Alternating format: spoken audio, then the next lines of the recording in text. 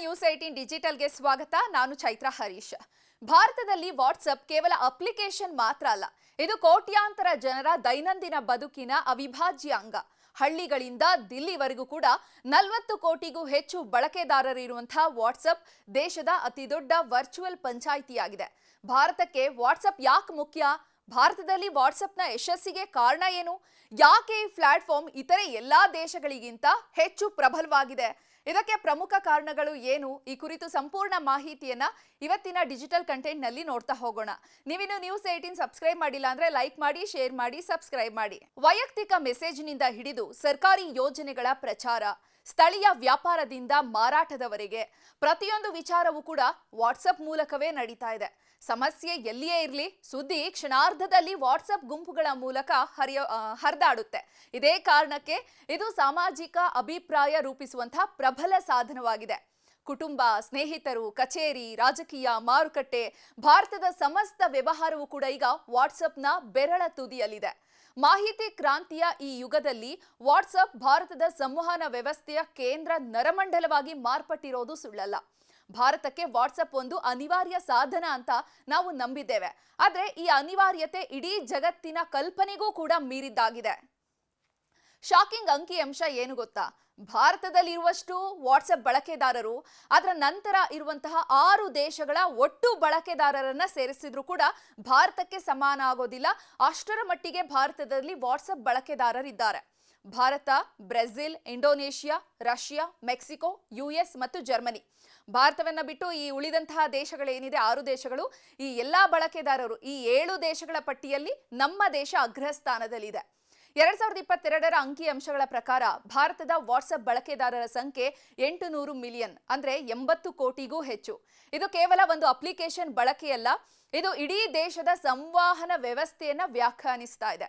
ಇನ್ನು ಭಾರತ ಕೇವಲ ವಾಟ್ಸ್ಆಪ್ನ ಅತಿ ದೊಡ್ಡ ಮಾರುಕಟ್ಟೆ ಮಾತ್ರ ಅಲ್ಲ, ಇದು ಪ್ಲಾಟ್ಫಾರ್ಮ್ನ ಹೃದಯ ಬಡಿತ.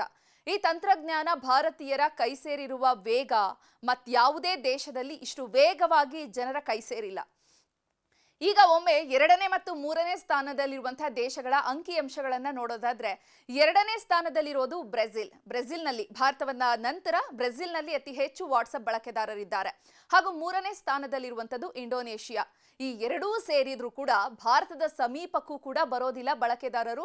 ಅಷ್ಟರ ಮಟ್ಟಿಗೆ ಭಾರತದಲ್ಲಿ ವಾಟ್ಸ್ಆಪ್ ಅನ್ನ ಬಳಕೆ ಮಾಡಲಾಗ್ತಾ ಇದೆ. ಈ 2 ಪ್ರಮುಖ ಮಾರುಕಟ್ಟೆಗಳು 100 ಮಿಲಿಯನ್ ಅಂದ್ರೆ 10 ಕೋಟಿ ಬಳಕೆದಾರರ ಗಡಿ ದಾಟಿದೆ ಅಷ್ಟೇ. 4ನೇ ಸ್ಥಾನದಲ್ಲಿರುವಂತಹ ರಷ್ಯಾ, ನಂತರದ ಸ್ಥಾನದಲ್ಲಿರುವಂತಹ ಮೆಕ್ಸಿಕೋ, US ಮತ್ತು ಜರ್ಮನಿ ದೇಶಗಳು ಕೂಡ 100 ಮಿಲಿಯನ್ ಆಸುಪಾಸಿನಲ್ಲೇ ಇದೆ.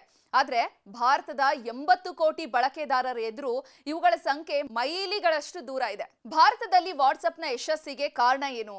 ಯಾಕೆ ಈ ಪ್ಲಾಟ್ಫಾರ್ಮ್ ಇತರೆ ಎಲ್ಲ ದೇಶಗಳಿಗಿಂತ ಹೆಚ್ಚು ಪ್ರಬಲವಾಗಿದೆ ಅಂತ ನೋಡೋದಾದ್ರೆ, ಕಡಿಮೆ ವೆಚ್ಚದ ಡೇಟಾ.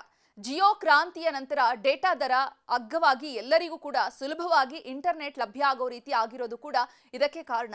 ಮತ್ತೊಂದು, ಆಂಗ್ಲ ಭಾಷೆ ಮಾತ್ರ ಅಲ್ಲ, ಕನ್ನಡ, ಹಿಂದಿ, ಮರಾಠಿ ಸೇರಿದಂತೆ ಹಲವು ಭಾರತೀಯ ಭಾಷೆಗಳಲ್ಲಿ ಬಳಸುವಂತಹ ಸರಳ ಇಂಟರ್ಫೇಸ್ ವಿಧಾನ. ಮತ್ತೆ 3ನೇ ಕಾರಣ, ವ್ಯಾಪಾರ ಮತ್ತು ಸಣ್ಣ ಉದ್ಯಮ. ವಾಟ್ಸ್ಆಪ್ ಬಿಸ್ನೆಸ್ ಮೂಲಕ ಬೀದಿ ಬದಿ ವ್ಯಾಪಾರಿಗಳಿಂದ ಹಿಡಿದು ದೊಡ್ಡ ಸಂಸ್ಥೆಗಳವರೆಗೂ ಕೂಡ ಗ್ರಾಹಕರೊಂದಿಗೆ ಸಂಪರ್ಕವನ್ನ ಸಾಧಿಸೋದಕ್ಕೆ ಸುಲಭವಾದ ಮಾಧ್ಯಮ ಇದಾಗಿದೆ. ಭಾರತದಲ್ಲಿ ವಾಟ್ಸ್ಆಪ್ ಕೇವಲ ಚಾಟಿಂಗ್ ಆಪ್ ಮಾತ್ರ ಅಲ್ಲ, ಇದು ವಾಟ್ಸ್ಆಪ್ ಪೇ ಮೂಲಕ ಹಣಕಾಸು ವ್ಯವಹಾರವನ್ನು ನಡೆಸುವಂತಹ ಡಿಜಿಟಲ್ ಬ್ಯಾಂಕಿಂಗ್ ವೇದಿಕೆಯಾಗಿದೆ. ಸಣ್ಣ ಹಳ್ಳಿಗಳಿಂದ ಹಿಡಿದು ಮೆಟ್ರೋ ನಗರದವರೆಗೂ ಕೂಡ UPI ಆಧಾರಿತ ಹಣ ವರ್ಗಾವಣೆ ಈಗ ಸಂಪೂರ್ಣವಾಗಿ ವಾಟ್ಸ್ಆಪ್ ಮೂಲಕ ನಡೀತಾ ಇದೆ. ಈ ಅಂಕಿಅಂಶಗಳು ಜಾಗತಿಕ ಕಂಪನಿಗಳಿಗೆ ಸ್ಪಷ್ಟ ಸಂದೇಶವನ್ನ ನೀಡ್ತವೆ. ಜಗತ್ತಿನ ಡಿಜಿಟಲ್ ಭವಿಷ್ಯದಲ್ಲಿ ಭಾರತದ ಬಳಕೆದಾರರೇ ನಿರ್ಧರಿಸ್ತಾರೆ. ಇಷ್ಟೆಲ್ಲ ಯಶಸ್ಸಿನ ನಡುವೆ ಕೂಡ ವಾಟ್ಸ್ಆಪ್ ಮುಂದೆ ಕೆಲವು ಸವಾಲುಗಳಿದೆ. ಅವುಗಳಲ್ಲಿ ಪ್ರಮುಖವಾಗಿ ಮಾಹಿತಿಯ ಗೌಪ್ಯತೆ ಮತ್ತು ಸುಳ್ಳು ಸುದ್ದಿಯನ್ನ ಹರಡುವಿಕೆ. ಈ ಬೃಹತ್ ಬಳಕೆದಾರರ ಸಂಖ್ಯೆ ಈ ಸವಾಲುಗಳನ್ನು ನಿರ್ವಹಿಸಲು ವಾಟ್ಸ್ಆಪ್ ಮತ್ತು ಭಾರತ ಸರ್ಕಾರಕ್ಕೆ ಒಂದು ದೊಡ್ಡ ಜವಾಬ್ದಾರಿಯನ್ನ ಹೊರಿಸಿದೆ. ಒಟ್ನಲ್ಲಿ ಭಾರತ ಡಿಜಿಟಲ್ ಜಗತ್ತಿನಲ್ಲಿ ಒಂದು ಶಕ್ತಿ. ವಾಟ್ಸ್ಆಪ್ ಜಗತ್ತಿನ ಹೃದಯ ಬಡಿತವಾಗಿರುವಂತಹ ಭಾರತದ ಈ ಪಾರುಪತ್ಯ ಮುಂದಿನ ದಿನಗಳಲ್ಲಿ ಇನ್ನಷ್ಟು ಹೆಚ್ಚಾಗಲಿದೆ. ನಿರ್ಭೀತ, ನಿಷ್ಪಕ್ಷಪಾತ, ವಿಶ್ವಾಸಾರ್ಹ ಸುದ್ದಿಗಳಿಗೆ ಮತ್ತೊಂದು ಹೆಸರಾಗಿರುವ ನ್ಯೂಸ್ 18 ಕನ್ನಡ ಈಗ ಆಪ್ನಲ್ಲೂ ಲಭ್ಯವಿದೆ. ದಯವಿಟ್ಟು ಇಲ್ಲಿರುವ QR ಕೋಡ್ ಅನ್ನು ಸ್ಕ್ಯಾನ್ ಮಾಡಿಕೊಂಡು ಆಪ್ ಡೌನ್ಲೋಡ್ ಮಾಡೋದಕ್ಕೆ ಮರಿಬೇಡಿ. ನಿಮ್ಮ ಬೆಂಬಲ ಹೀಗೆ ಸದಾ ನಮ್ಮೊಂದಿಗಿರಲಿ. ಧನ್ಯವಾದ.